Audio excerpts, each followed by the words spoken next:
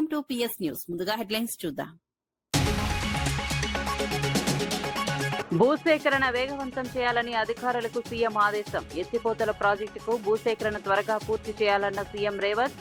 భూసేకరణ పూర్తి కాగానే టెండర్లు చేపట్టాలని హెచ్చరిక. రైతులకు న్యాయం జరిగేలా పారదర్శక భూసేకరణకు సీఎం ఆదేశం.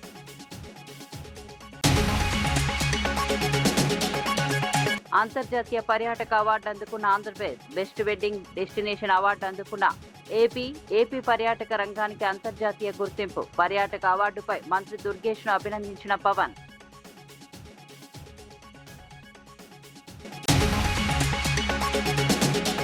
ములుగు పర్యాటకులు జాగ్రత్తగా ఉండాలని మంత్రి సీతక్క హెచ్చరిక. నిషేధిత ప్రాంతాల్లోకి వెళ్లొద్దని పర్యాటకులకు సీతక్క సూచన.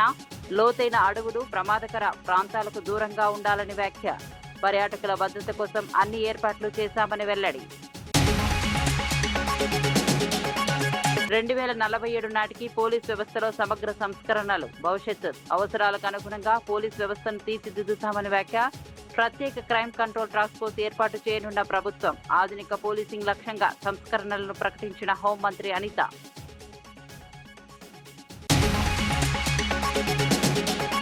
ఎల్నినో ప్రభావంపై ఉన్నత స్థాయి సమీక్ష నిర్వహించిన పొంగులేటి. త్రాగునీరు, వ్యవసాయంపై ప్రత్యేక దృష్టి పెట్టాలన్న పొంగులేటి.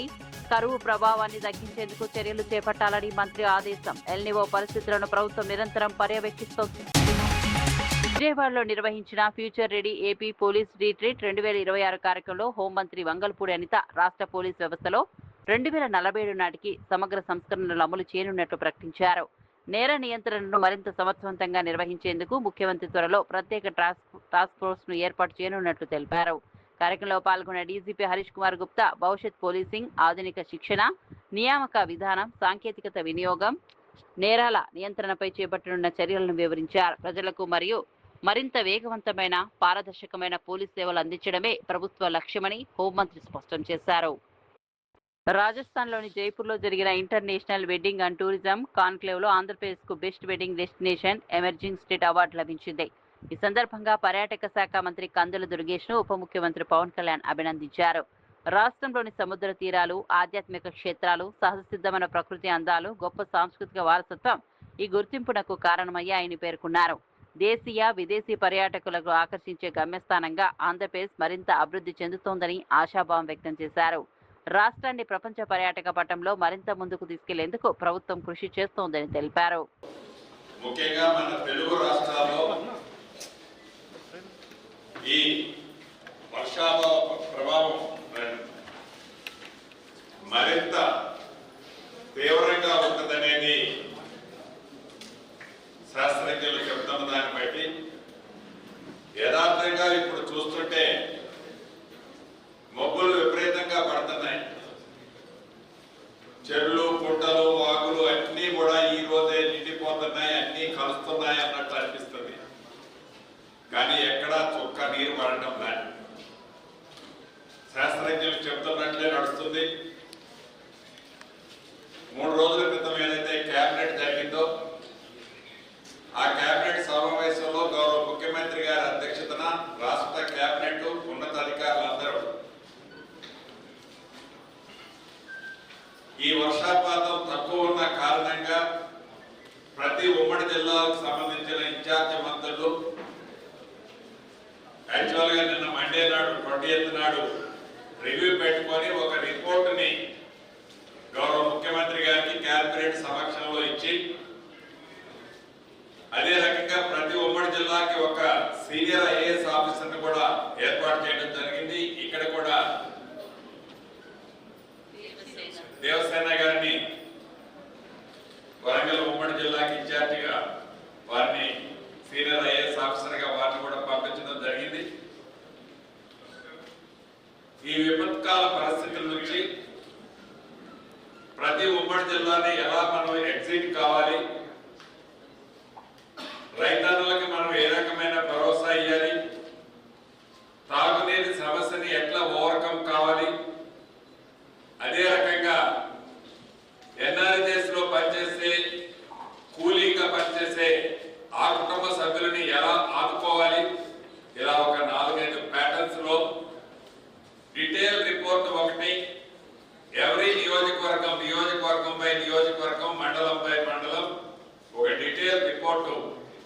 పరిష్కారం చేయాలన్నది రాష్ట్ర ప్రభుత్వం. దేవరకొండ కలెక్టరేట్ లో ఉమ్మడి వరంగల్ జిల్లా అధికారులతో మంత్రి పొంగులేటి శ్రీనివాసరెడ్డి ఎల్నిఓ ప్రభావంపై సమీక్షా సమావేశం నిర్వహించారు. లోటు వర్షపాతం నేపథ్యంలో త్రాగునీరు, వ్యవసాయం, భూగర్భ జలాల పరిస్థితిపై ప్రత్యేక దృష్టి సారించాలని అధికారులను ఆదేశించారు. పరిస్థితులను నిరంతరం పర్యవేక్షించేందుకు ఐఏఎస్ అధికారి దేవసేనను ప్రత్యేక అధికారిగా నియమించినట్లు వెల్లడించారు. ప్రజలు ఎలాంటి ఆందోళనకు గురి కావద్దని, ప్రభుత్వం పరిస్థితిని ఎప్పటికప్పుడు సమీక్షిస్తూ అవసరమైన చర్యలు తీసుకుంటోందని మంత్రి స్పష్టం చేశారు. నీటి వనరుల సమర్థ వినియోగంతో కరువు ప్రభావాన్ని తగ్గించే చర్యలు కొనసాగుతున్నాయని తెలిపారు.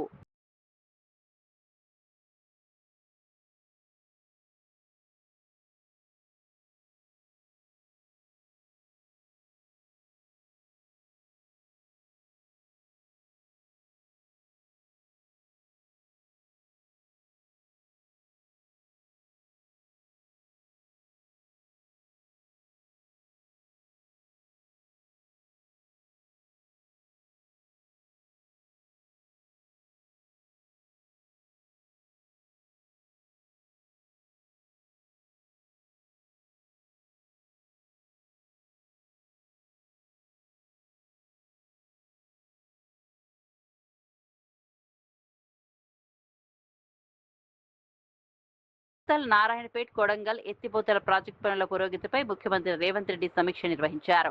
భూసేకరణ ప్రక్రియలో ఎలాంటి జాప్యం జరగకుండా అధికారులు చర్యలు తీసుకోవాలని స్పష్టం చేశారు. అవసరమైన సర్వేయర్ల నియామకం, బడ్జెట్ మంజూరుకు ప్రభుత్వం సిద్ధంగా ఉందని తెలిపారు. భూసేకరణ పూర్తి చేసిన వెంటనే టెండర్ ప్రక్రియ ప్రారంభించాలని అధికారులను ఆదేశించారు. ప్రాజెక్టు పనులు వేగంగా పూర్తయ్యేలా అన్ని శాఖలు సమన్వయంతో పనిచేయాలని సూచించారు. రైతులకు న్యాయం జరిగేలా పారదర్శకంగా భూసేకరణ చేపట్టాలని ముఖ్యమంత్రి పేర్కొన్నారు. When we land thought process as we complete the 100 years of independence, how we should be, how do we deal with the citizen of tomorrow? The threat is arriving at very fast pace as a code, as a crypto, as a synthetic media. Whom do we take? Vital question, what will be the role of an IPS officer in 2047? Let us design a police force for 2047, a new force, the new institutions, the new skill sets to serve the nation, and as the nation turns 100 years, that will be our defining moment, how we have changed ourselves. రాష్ట్ర police వ్యవస్థను భవిష్యత్ అవసరాలకు అనుగుణంగా తీర్చిదిద్దేందుకు 2047 నాటికి సమగ్ర సంస్కరణలు అమలు చేస్తామని హోంమంత్రి వంగలపూడి అనిత తెలిపారు. విజయవాడలో నిర్వహించిన ఫ్యూచర్ రెడీ ఏపీ పోలీస్ రీట్ 2026 కార్యక్రమంలో ఆమె మాట్లాడారు. ముఖ్యమంత్రి ఆధ్వర్యంలో త్వరలో ప్రత్యేక క్రైమ్ కంట్రోల్ టాస్క్ ఫోర్స్ ఏర్పాటు చేయనున్నట్లు వెల్లడించారు. డీజీపీ హరీష్ కుమార్ గుప్తా పోలీసుల శిక్షణ, నియామక విధానం, సాంకేతిక వినియోగం, నేర నియంత్రణ చర్యలపై అధికారులకు దిశానిర్దేశం చేశారు. ప్రజలకు మరింత సమర్థవంతమైన ఆధునిక పోలీసింగ్ అందించడమే ప్రభుత్వ లక్ష్యమని హోంమంత్రి స్పష్టం చేశారు. और अभी भी नरेंद्र मोदी, अमित शाह मुंह नहीं खोल रहे। आज तेलंगाना कांग्रेस तरफ से लाठीचार्ज को खंडन करते हुए जो नरेंद्र मोदी डेमोक्रेसी को बचाने के वजह और आज डेमोक्रेसी को खत्म करने की कोशिश कर रहे। राहुल गांधी जी का नेतृत्व में हम लड़ते रहेंगे। धर्मेंद्र प्रधान रिजाइन करना हमारा डिमांड है और नीट का पेपर लीकेज का जिम्मेदारी आदमी का उसका पनिशमेंट होना चाहिए। यही मांग से पूरा देश के छात्र आज इकट्ठा होकर लड़ाई कर रहे हैं और नरेंद्र मोदी सर झुका के जो बच्चों की डिमांड है, जो छात्रों की डिमांड है, उसको सुन के धर्मेंद्र प्रधान को रिजाइन कराओ। उनका जो आज घायल हुआ, लाठीचार्ज हुआ, उसको तेलंगाना कांग्रेस पूरी तरीका से खंडना करते हुए हम यहाँ मशाल रैली निकाले और राहुल गांधी का नेतृत्व में ధర్మేంద్ర ప్రధాన్ రిజైన్ करे तक हम साथ में लड़ेंगे. కెళ్తే ములుగు జిల్లాకు వచ్చే పర్యాటకులు అధికారుల సూచనలను తప్పనిసరిగా పాటించాలని మంత్రి సీతక్క విజ్ఞప్తి చేశారు. పోలీసులు, అటవీ శాఖ నిర్దేశించిన పరిమితులు దాటి లోతైన అడవుల్లోకి వెళ్లవద్దని సూచించారు. నిషేధిత ప్రాంతాలకు వెళ్లి ఇటీవల 2 యువకులు ప్రాణాలు కోల్పోవడం బాధాకరమని పేర్కొన్నారు. ప్రమాదకరమైన కొండలు, వాగుల వద్దకు వెళ్లి ప్రాణాలను ప్రమాదంలో పడేయవద్దని సూచించారు. పర్యాటకుల భద్రత కోసం జలపాతాల వద్ద బారికేడ్లు, రక్షణ ఏర్పాట్లు చేశామని తెలిపారు. సురక్షిత ప్రాంతాల నుంచే ప్రకృతి అందాలు, మేడారం, రామప్ప ఆలయాలను సందర్శించాలని మంత్రి కోరారు.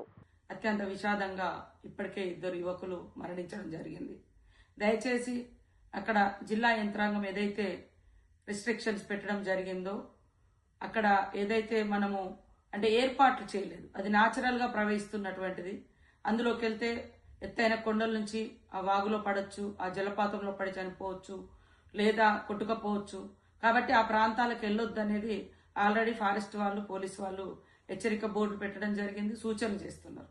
అయినా చూడాలనేటువంటి ఆసక్తితో చాటుగా వెళ్ళి ప్రాణాల మీదకి తెచ్చుకుంటున్నారు. దయచేసి అటు వెళ్ళకండి. టూరిస్టులందరికీ విజ్ఞప్తి చేస్తున్నాం. అందమైన అడవులున్నాయి, సెలయేళ్లున్నాయి, మొగతా జలపాతం ఉంది, గోదావరి కూడా ఆ బ్రిడ్జి మీద నుంచి చూసి ఆనందించవచ్చు. కాబట్టి అటు ఒక దిక్కు మనకు చారిత్రాత్మకమైనటువంటి గొప్ప దేవుళ్ళు సమ్మక్క సార్లమ్మ మేడారం టెంపుల్ కానీ, అటు రామప్ప టెంపుల్ శివుడు ఉండేటువంటి టెంపుల్ కానీ, అటు లక్ష్మీ నరసింహస్వామి టెంపుల్, ఇవన్నీ కూడా దట్టమైన అడవులు, మరి ప్రకృతి సిద్ధంగా ఉండేటువంటి పర్యాటక ప్రాంతం. ములుగు జిల్లా అంటేనే అడవులను చూడడానికి కనువిందు చేస్తాయి, జలపాతాలు ఉంటాయి, చారిత్రాత్మకమైనటువంటి గొప్ప దైవాలు కొలువుదీరి ఉన్నటువంటి ప్రాంతం. మీరు ఎక్కడికి వచ్చినా సంతోషంతో వస్తున్నారు, సంతోషంతో తిరిగి వెళ్ళాలనేది మా యొక్క విజ్ఞప్తి. దయచేసి అక్కడ అధికారులు ఏదైతే నియమ నిబంధనలు పెట్టి పలానా ప్రాంతాల వరకు పలానా కాడికి వెళ్ళండి అని పెట్టారో అక్కడి వరకే వెళ్ళండి. మొగతా జలపాతం అద్భుతంగా ఉంటుంది. అక్కడ అన్నీ కూడా మేము బ్యారికేడ్స్ కానీ అవన్నీ ఏర్పాటు చేసుకోవడం జరిగింది. అక్కడ వెళ్ళి ఆనందించండి. అంతేగాని అంటే తెలియనటువంటి కొండల్లోకి గుట్టల్లోకి వెళ్ళి ప్రాణాల మీదకి తీసుకొచ్చుకోవద్దని విజ్ఞప్తి చేస్తూ, ఇప్పటికే 2 మరణించారు. చాలా అత్యంత విషాదకరం, బాధాకరం. కాబట్టి దయచేసి మిగతా టూరిస్టు సోదరులు సోదరిమణులు ఎవరు కూడా డీప్ ఫారెస్ట్లోకి వెళ్ళి ప్రాణాల మీదకి తెచ్చుకోవద్దని కోరుకుంటూ మీ అందరికీ విజ్ఞప్తి. తెలంగాణ ఉద్యమంలో పాల్గొన్న ఉద్యమకారులకు ప్రభుత్వం అన్ని విధాల అండగా నిలవాలని తెలంగాణ రక్షణ సేన అధ్యక్షురాలు కల్వకుంట్ల కవిత కోరారు. మహబూబాబాద్ జిల్లాకు చెందిన ఉద్యమకారులు రాజేష్ నాయక్, యాక్యూబ్ రెడ్డి నిరసన సందర్భంగా ఎదుర్కొన్న ఇబ్బందులను గుర్తు చేసుకున్నారు. తెలంగాణ రాష్ట్ర సాధన కోసం అనేక మంది ఉద్యమకారులు త్యాగాలు చేశారని తెలిపారు. వారి సేవలను గుర్తించి సంక్షేమ కార్యక్రమాలు అమలు చేయడంతో పాటు అవసరమైన సహాయ సహకారాలు అందించాలని ప్రభుత్వాన్ని కోరారు. ఉద్యమకారుల సంక్షేమాన్ని ప్రభుత్వం ప్రాధాన్యంగా తీసుకోవాలని కవిత సూచించారు. నాయకన్న గారు మీరంతా ఉద్యమంలో ఉన్నారు కాబట్టి మాకు ఉద్యమకారుల కష్టాలు తెలుసు, మేము ప్రభుత్వంలో వచ్చిన వెంటనే ఉద్యమకారులకు మేలు చేస్తామని చెప్పిరన్న. మరి ఈ 30 నెలల్లో వాళ్ళకి ఆలస్యమైంది కాబట్టి మీరు ఎప్పుడు నిర్ణయం తీసుకున్నా, ఈ కమిటీ ఎంత తొందరగా కంక్లూడ్ అయ్యే నిర్ణయం తీసుకుంటే అంత మంచిది. మీరు నిర్ణయం ఎప్పుడు తీసుకున్నా దీని అప్లికేషన్ మాత్రం రెట్రాస్పెక్టివ్గా మీరు అధికారంలోకి వచ్చిన మొదటి రోజు నుండి వారికి బెనిఫిట్ అయ్యేటట్టుగా చేయాలని చెప్పి నేను మిమ్మల్ని అందరినీ కూడా కోరుతా ఉన్నానన్న. రూల్ పొజిషన్ కోసము, చట్టబద్ధత కోసము ఆలోచించే అవసరం లేదన్న. మన భారతదేశంలోనే అనేకమైన ఉదంతాలు ఉన్నాయి కాబట్టి వాటిని తీసుకొని మానవీయ కోణంలో అన్నిటికన్నా ఎక్కువ టైం బౌండ్ మేనర్లో దయచేసి మీరు నిర్ణయం తీసుకోవాలని కోరుతా ఉన్నానన్న. డెఫినెట్గా బయట ఉన్న చర్చ, రాజకీయంగా మేమందరం అనుకునే చర్చ కూడా కేకే గారి కమిటీ వేసినారంటే కాలయాపనకు వేసినారని అనుకున్నామన్న. ఎందుకంటే ఈ 30 నెలల్లో ముందే ఇచ్చుంటే బాగుండేది. ఎందుకంటే డిసెంబర్ 9 అధికారంలోకి రాగానే తెల్లారి నుంచే బెనిఫిట్ ఇస్తామన్నారు కాబట్టి ఇవ్వకుండా పోయినందుకు కాలయాపన కమిటీ అనే మేము అనుకున్నాం. అయితే అది తప్పని ప్రూవ్ చేయవలసిందిగా నేను మిమ్మల్ని కోరుతా ఉన్నాను. టైం చెప్పండి, ఎన్ని మంత్స్ తీసుకుంటారు, ఎన్ని తీసుకుంటారు. మీరు కొంత ఉద్యమ సంఘాలను నమ్మితే వారికి ఫ్రీ హ్యాండ్ ఇస్తే వాళ్ళే ఉన్న డేటా అంతా కూడా తీసుకొచ్చి మీకు ఇచ్చేటటువంటి ఆస్కారం ఉంటుంది. కాబట్టి కాలయాపన వేయకుండా దయచేసి త్వరితగతిన ఉద్యమకారులకు బెనిఫిట్ చేయాలని చెప్పి మనస్ఫూర్తిగా కోరుతా ఉన్నానన్న. మహిళా వ్యవస్థ ఘటనపై రాష్ట్ర హోంమంత్రి అనిత ఇప్పటి వరకు స్పందించకపోవడాన్ని వైఎస్ఆర్సీపీ ఎమ్మెల్సీ వరద కళ్యాణి ప్రశ్నించారు. మహిళల భద్రతకు బాధ్యత వహించాల్సిన హోంమంత్రి బాధితురాలిని పరామర్శించకపోవడం బాధాకరమని అన్నారు. ఈ ఘటనతో ఆంధ్రప్రదేశ్ ప్రతిష్ట దేశవ్యాప్తంగా దెబ్బతిందని పేర్కొన్నారు. మహిళల భద్రత విషయంలో ప్రభుత్వం వెంటనే స్పందించి బాధ్యులపై కఠిన చర్యలు తీసుకోవాలని, బాధితురాలికి పూర్తి న్యాయం చేయాలని వరద కళ్యాణి డిమాండ్ చేశారు. స్పందన లేదు. ఒక మహిళా హోంమంత్రి అనిత గారు ఎందుకు స్పందించట్లేదు? ఎక్కడ దాక్కున్నారు? అసలు ఒక హోంమంత్రిగా ఆమె బాధ్యత ఏంటి? మహిళలకి రక్షణ కల్పించడం. ఆ రక్షణని గాలి కొదిలేసి ఈ సంఘటన, ఇంత పెద్ద సంఘటన జరిగినా అసలు దేశం మొత్తం భయోందోళనకి, ఆశ్చర్యానికి గురైన పరిస్థితి. అలాంటి పరిస్థితిలో కూడా హోంమంత్రి గారు ఎందుకు స్పందించలేదు అని నేను అడుగుతున్నాను. ఎందుకంటే చేసిన వ్యక్తి తెలుగుదేశం పార్టీ కార్యకర్త కాబట్టి. తెలుగుదేశం పార్టీ కార్యకర్త అయితే మీరు స్పందించరా? బాధితులకు న్యాయం చేయరా? అసలు మీరు ఎక్కడ దాక్కున్నారు? ఇన్ని రోజులైనా ఆ కుటుంబం దగ్గరికి వెళ్ళి వాళ్ళకి ధైర్యం చెప్పి భరోసా ఎందుకు ఇవ్వలేదు హోంమంత్రి గారు నేను అడుగుతూ ఉన్నాను. మన రాష్ట్రంలో మహిళలంటే మీకు బాధ్యత లేదా? అప్పుడెప్పుడో తీసుకుంటే ఆ సినీ నటి జత్వానీ కేసులో హోంమంత్రి గారు పోలీసులు ఎంత రాచ మర్యాదలు చేశారో మనం చూసాం. 5 స్టార్ హోటళ్లు, స్పెషల్ ఫ్లైట్లు, కొత్త డ్రెస్సులు, ప్రోటోకాల్స్, సెక్యూరిటీ, అలాగే టీడీపీ లీగల్ టీం ఆమెతో వచ్చిన పరిస్థితి మనం చూసాం. మరి ఎక్కడో ఉన్న పక్క రాష్ట్రంలో ఉన్న మహిళ కోసం అంత శ్రద్ధ తీసుకున్న హోంమంత్రి గారు ఈ రోజు ఈ రాష్ట్రంలో ఉన్న మహిళల్ని ఎందుకు ఇలా గాలి కొదిలేశారు, వాళ్ళ రక్షణని పట్టించుకోని పరిస్థితి ఎందుకు ఉంది అని నేను అడుగుతూ ఉన్నాను. మరి జత్వానీ గారి విషయం తీసుకుంటే ఆవిడ అసలు రంగు ఏంటో గతంలోనే మేము చెప్పాం. అదే విషయాన్ని ఇప్పుడు వాళ్ళ ఛార్జ్ షీట్ లో చూపించడం జరిగింది. ఆ కేసు విషయంలో తీసుకుంటే పోలీస్ అధికారులు వేధించడం కోసం, రెడ్ బుక్ రాజ్యాంగం అమలు చేయడం కోసం అలాంటి వ్యక్తినేమో వీళ్ళు అంతగా సపోర్ట్ చేసిన పరిస్థితి చూసాం.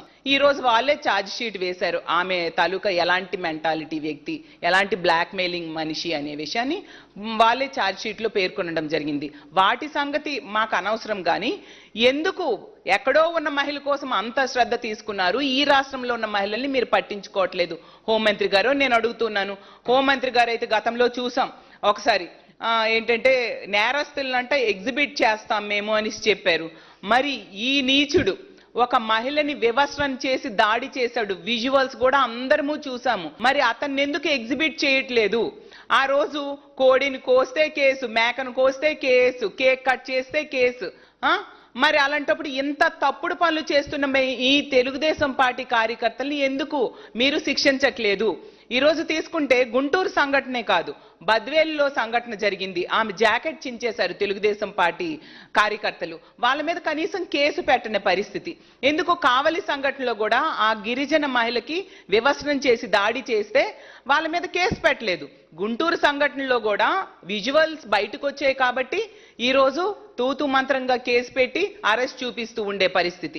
తిరిగి మహిళా కమిషన్ చైర్పర్సన్ గారు అంటారు ఆవిడ అక్కడ పరామర్శకు వస్తే మేమందరం అనుకున్నాం ఏదో న్యాయం జరిగిపోతుందేమో, న్యాయం చేయడానికి ఈవిడ వచ్చారేమో, కానీ ఆవిడ కాన్సన్ట్రేషన్ ఎంతసేపు కూడా విజువల్స్ ఎలా బయటకు వచ్చాయి, ఎవరు బయటికి తీసుకొచ్చారని మాట్లాడుతున్నారు.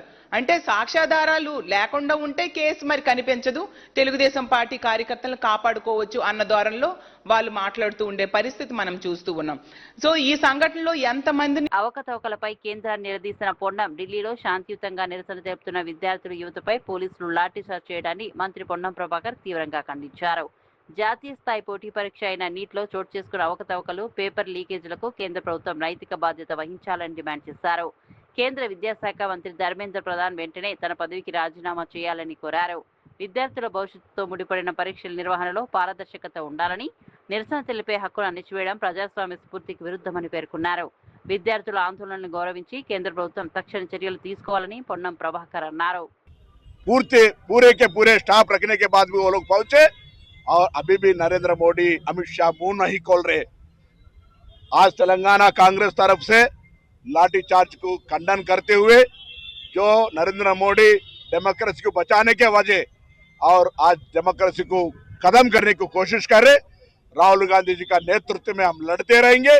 धर्मेंद्र प्रधान रिजाइन करना हमारा डिमांड है और नीट का पेपर लीकेज का जिम्मेदारी आदमी उसका पनिशमेंट होना चाहिए। यही मांग से पूरा देश के छात्र आज इकट्ठा होकर लड़ाई कर रहे हैं और नरेंद्र मोदी सर झुका के जो बच्चों की डिमांड है, जो छात्रों की डिमांड है, उसको सुन के धर्मेंद्र प्रधान को रिजाइन कराओ। उनका जो आज घायल हुआ, लाठीचार्ज हुआ, उसको तेलंगाना कांग्रेस पूरी तरीका से खंडना करते हुए हम यहाँ मशाल रैली निकाले और राहुल गांधी का नेतृत्व में ధర్మేంద్ర ప్రధాన్ రిజైన్ करे तक हम साथ में लड़ेंगे। కృష్ణ లాకప్ డెత్ కేసులో పూర్తి నిజాలు వెలుగులోకి రావాలంటే సిబిఐ విచారణ అవసరమని వైఎస్ఆర్సీపీ రాష్ట్ర అధికార ప్రతినిధి కారుమూరు వెంకటరెడ్డి అన్నారు. ఈ ఘటనలో ఉన్నత పోలీసు అధికారుల పాత్రపై అనుమానాలు ఉన్నాయని పేర్కొంటూ ప్రైవేట్ పిటిషన్ దాఖలు చేసినట్లు వెల్లడించారు. విజయవాడ సిపి డీజీపీతో పాటు సంబంధిత అధికారుల పాత్రపై సమగ్ర విచారణ జరగాలని డిమాండ్ చేశారు. ఆధారాలను మాయం చేసే ప్రయత్నాలు జరిగాయనే అనుమానాలు ఉన్నాయని ఆరోపిస్తూ ఈ కేసులో నిజ నిజాలు బయటకు రావాలంటే స్వతంత్ర దర్యాప్తు అవసరమని కారుమూరు వెంకటరెడ్డి అన్నారు. వైఎస్ఆర్ కాంగ్రెస్ పార్టీకి సంబంధించినటువంటి తిరుపతి ఎంపీగా ఉన్నటువంటి గురుమూర్తి గారు ఒక ప్రైవేటు పిటిషన్ వేయటం జరిగింది. ఏదైతే విజయవాడ 2వ అదనపు జ్యుడిషియల్ ఫస్ట్ క్లాస్ మేజిస్ట్రేట్లో ఒక పిటిషన్ దాఖలు చేశారు. ఏదైతే గురుమూర్తి గారి తరపున పొన్నవోలు సుధాకర్ రెడ్డి గారు ఆ పిటిషన్ దాఖలు చేయడం జరిగింది. మేము క్లియర్గా ఆరోపిస్తున్నది మా దగ్గర ఉన్నటువంటి ఆధారాల ప్రకారం, రిమాండ్ రిపోర్ట్లో పొందుపరిచినటువంటి ఆధారాల ప్రకారం ఏదైతే ఈ సాయికృష్ణ లాకప్ డెత్ బూడిద మాయమవటం వెనక ఖచ్చితంగా పోలీసు బాసుల హస్తం ఉంది అనేది క్లియర్గా మేము ఆరోపిస్తా ఉన్నాం. దానికి సంబంధించి విచారణ జరగాలని చెప్పి ఏదైతే ఈ ప్రైవేట్ పిటిషన్ వేయటం జరిగింది. విజయవాడ సిపిగా ఉన్నటువంటి రాజశేఖర్ బాబు, అదేవిధంగా రాష్ట్ర డీజీపీగా ఉన్నటువంటి హరీష్ కుమార్ గుప్తా, అదేవిధంగా విజయవాడ సౌత్ జోన్ ఏసీపీగా ఉన్నటువంటి ఎం మానసలకి ఇది తెలిసే జరిగింది. వాళ్ళు తెలిసే ఆధారాలు మాయం చేసే దాంట్లో వీళ్ళ హస్తం కూడా ఉన్నది అనేది క్లియర్గా మీకు ఒక సీక్వెన్స్ చూస్తే అర్థమైపోద్ది జరిగినటువంటి పరిణామాలను చూస్తే. మే 6వ తారీఖు సాయికృష్ణ కృష్ణాంక పోలీస్ స్టేషన్లో ఉన్నాడు, మే 7వ తారీఖు ఉన్నాడు, 8వ తారీఖు ఉన్నాడు, 9వ తారీఖు దాకా మనకున్న సమాచారం బట్టి ఉన్నాడు. మరి ఈ 9వ తారీఖు దాకా సాయికృష్ణ ఉన్నటువంటి సంగతి వాళ్ళ తల్లి హెబియస్ కార్పస్ రిట్ వేసినటువంటి సందర్భంలో హైకోర్టుకి ఎందుకు చెప్పలేదు? హైకోర్టుని ఎందుకు తప్పుదోవ పట్టించారు?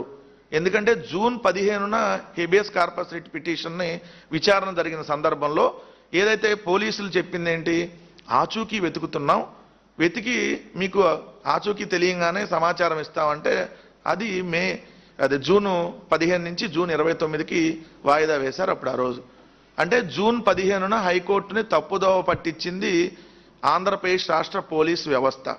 సాయికృష్ణన్ మే 6వ తారీఖు తీసుకొచ్చిన సంగతి ఉంది రిమాండ్ రిపోర్ట్లో. సో 7, 8 అన్ని తారీఖులకు సంబంధించిన డీటెయిల్స్ ఉన్నాయి. కానీ తెలిసి కూడా ఎందుకు హైకోర్టుని తప్పుదోవ పట్టించారనే దానికి ఖచ్చితంగా రాష్ట్ర డీజీపీ అండ్ విజయవాడ నగర కమిషనర్ ఖచ్చితంగా సమాధానం చెప్పాలి. ఈ కుట్రలో మీరిద్దరూ భాగస్వాములు కాకపోతే ఖచ్చితంగా మీరు హైకోర్టుని ఎందుకు తప్పుదోవ పట్టించారు, ఎవరిచ్చిన సమాచారం ప్రతి తప్పుదోవ పట్టించారనేది ఖచ్చితంగా వాళ్ళు ప్రెస్కి వివరించాలని చెప్పి కోరుతా ఉన్నాం. అదేవిధంగా చూస్తే పోలీస్ రిమాండ్ రిపోర్టే పోలీసుల అబద్ధాన్ని బయటపెట్టినటువంటి పరిస్థితి. ఎందుకంటే మీరు క్లియర్గా చూస్తే సాయికృష్ణను మే 6న అదుపులో తీసుకున్నామని చెప్పింది పోలీసులే, అతను కృష్ణలంక పోలీస్ స్టేషన్కు తీసుకొచ్చామని చెప్పింది కూడా పోలీసులే, అతన్ని మేజిస్ట్రేట్ ముందు హాజరుపరచలేదని చెప్పింది పోలీసులే, మే 8 కూడా పోలీస్ స్టేషన్లో ఉన్నాడని చెప్పింది పోలీసులే. ఆ తర్వాత అతడు ఆచూకీ తెలియదని చెప్పింది హైకోర్టుకు కూడా ఇదే పోలీసులే. అంటే పోలీసులే, పోలీసు పత్రాలే పోలీసుల అబద్ధాలని క్లియర్గా బయటపెట్టాయని ఈరోజు అర్థమవుతుంది కదా. ఒక పోలీస్ స్టేషన్లో లాకప్ డెత్ జరిగి సీసీ ఫుటేజ్ మాయమైపోయి 75 రోజులైనా శవం ఎక్కడుందో తెలియదు, బూడిద ఎక్కడుందో తెలియదు.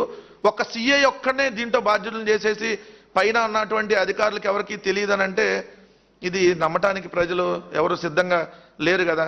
సీఐని ఒక్కడనే మేము బలిపశువు చేస్తాం, డీజీపీ తప్పించేసుకుంటాం, సిపిని తప్పించేస్తాం, అదేవిధంగా సౌత్ జోన్ ఏసీబీగా ఉన్నటువంటి పార్లమెంట్ లో కీలక ప్రజా సమస్యలపై చర్చించేందుకు కేంద్ర ప్రభుత్వానికి ఆసక్తి లేదని కాంగ్రెస్ నాయకులు విమర్శించారు. ప్రధాని నరేంద్ర మోదీ ప్రజల చేత ఎన్నుకోబడిన నాయకుడిగా కాకుండా తనకు తాను ప్రత్యేకంగా భావిస్తున్నారని ఆరోపించారు. ప్రజాస్వామ్యంలో ప్రతిపక్షం లేవనెత్తే అంశాలపై చర్చకు అవకాశం కల్పించాల్సిన బాధ్యత ప్రభుత్వానిపై ఉందన్నారు. పార్లమెంట్ను ప్రజల సమస్యల పరిష్కార వేదికగా మార్చాలని, చర్చలకు ప్రభుత్వం ముందుకు రావాలని కాంగ్రెస్ నేతలు డిమాండ్ చేశారు. The other thing is they are not letting the opposition to talk on the floor. None of the adjournment motions have been accepted and they want the house to run according to their interest. In regard to the student issues, in regard to the Jantar Mantar जो protest चल रहे अभिजीत दीपके का or maybe Sonam Wanchuk का, they have to sit with them long back. Their only demand is to remove the education minister, which they are not doing, and this is not right, and they have to understand they have to do that. Yes, yes, this is clearly visible, the way he handled the situation yesterday. That is not the way to handle. He has to give the chance, he has to let his ministers to go and meet them in the Jantar Mantar day before itself, before the parliament starts, because they haven't given chance to talk. Now this issue has become a very serious. పరీక్ష paper leak తో దేశవ్యాప్తంగా లక్షలాది మంది విద్యార్థులు, తల్లిదండ్రులు ఆందోళనకు గురయ్యారని మాజీ మంత్రి సాకి శైలజానాథ్ అన్నారు. ఢిల్లీలో విద్యార్థులు ప్రభుత్వాన్ని ప్రశ్నించడమే నేరమా అని ప్రశ్నించారు. శాంతియుతంగా నిరసన తెలుపుతున్న వారిపై లాఠీచార్జ్ చేయడం ప్రజాస్వామ్యానికి విరుద్ధమని విమర్శించారు. ప్రశ్నించే గొంతులను అణిచివేయాలనే ధోరణితో కేంద్ర ప్రభుత్వం వ్యవహరిస్తోందని ఆరోపించారు. ఇదే పరిస్థితి ఆంధ్రప్రదేశ్లో కూడా కనిపిస్తోందని పేర్కొంటూ విద్యార్థుల సమస్యలపై ప్రభుత్వం సానుకూలంగా స్పందించాలని శైలజానాథ్ కోరారు. పోరాటాన్ని అందరికీ తెలిసిన సంగతే. ఏ కారణంతో అయితే ఈ రోజున విద్యార్థులు, యువకులు ఢిల్లీ వీధుల మీద అత్యంత దుర్మార్గమైన దమనకాండను ఎదుర్కొని మరీ ప్రజల గొంతుకను, విద్యార్థుల గొంతుకను వినిపిస్తున్నారో మనం అందరం ఆలోచించాల్సిన అవసరం ఉంది. ఇక్కడ స్పష్టంగా వైఎస్ఆర్ కాంగ్రెస్ పార్టీగా ఒక మాట చెప్పాలనుకుంటా ఉన్నాం. విద్యార్థులు, యువత చేస్తున్న ఆందోళన అది బాధ్యతాయుతమైన ఆందోళనగా ప్రభుత్వాలు పరిగణించాలి. వాళ్ళ ఆందోళన వెనుకున్న సమస్య, ఆ సమస్యకు పరిష్కారాన్ని చూపించడం అన్నది ప్రభుత్వం యొక్క బాధ్యత.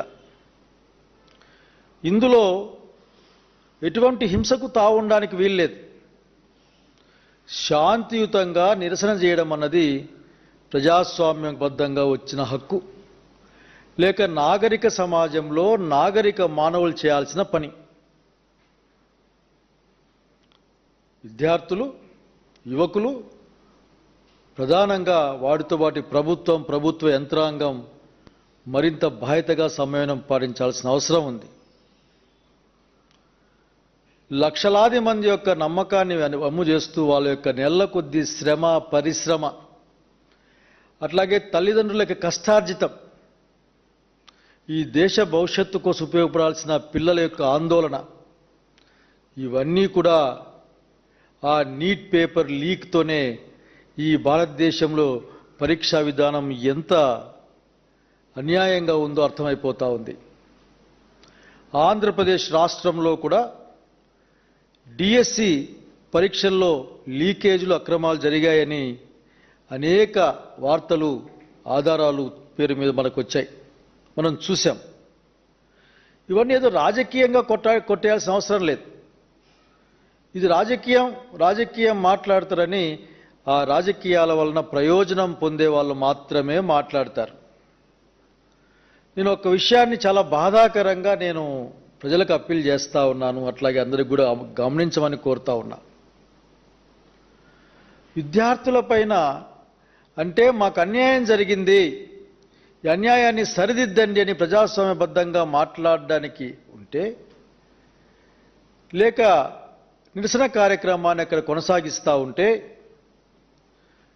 మనమందరం ఆ దృశ్యాల్ని చూశాం.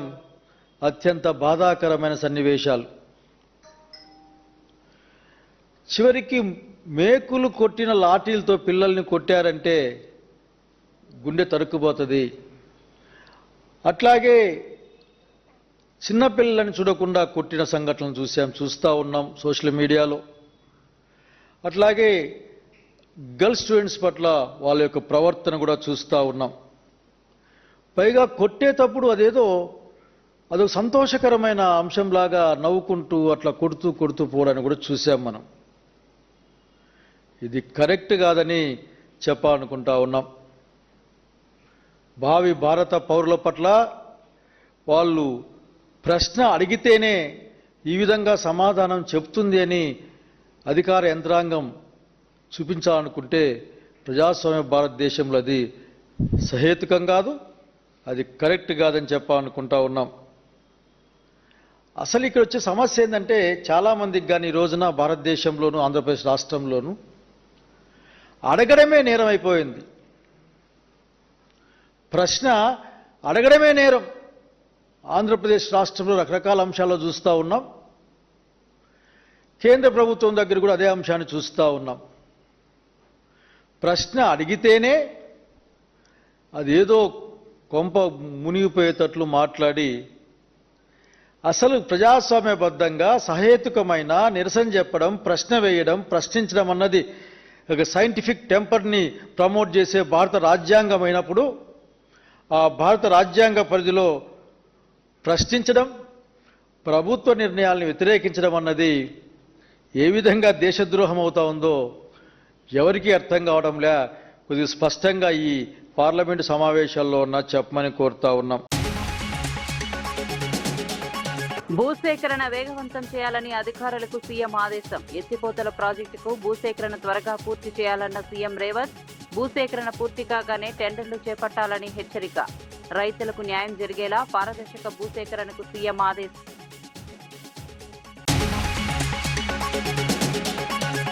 అంతర్జాతీయ పర్యాటక అవార్డు అందుకున్న Andhra Pradesh. Best wedding destination award అందుకున్న ఏపీ పర్యాటక రంగానికి అంతర్జాతీయ గుర్తింపు. పర్యాటక అవార్డుపై మంత్రి దుర్గేష్ ను అభినందించిన పవన్.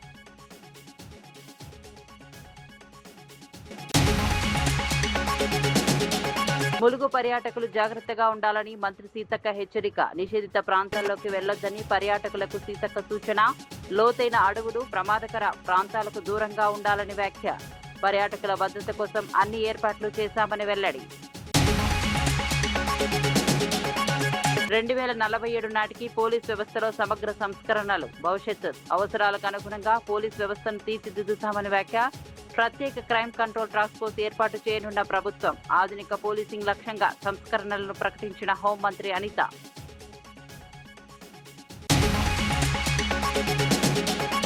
ఎల్నివో ప్రభావంపై ఉన్నత స్థాయి సమీక్ష నిర్వహించిన పొంగులేటి. త్రాగునీరు, వ్యవసాయంపై ప్రత్యేక దృష్టి పెట్టాలన్న పొంగులేటి. కరువు ప్రభావాన్ని తగ్గించేందుకు చర్యలు చేపట్టాలని మంత్రి ఆదేశం. ఎల్నివో పరిస్థితులను ప్రభుత్వం నిరంతరం పర్యవేక్షిస్తోంది.